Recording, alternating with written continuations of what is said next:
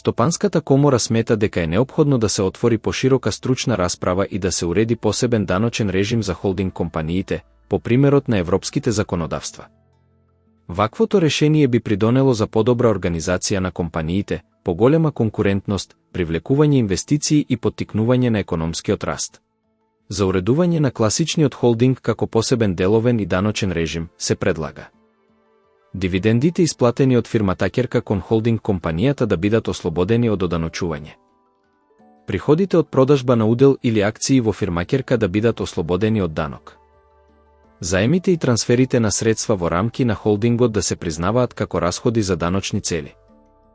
Да се овозможи даночна консолидација доколку постои најмалку 75% сопственичка контрола и сите друштва се резиденти на државата.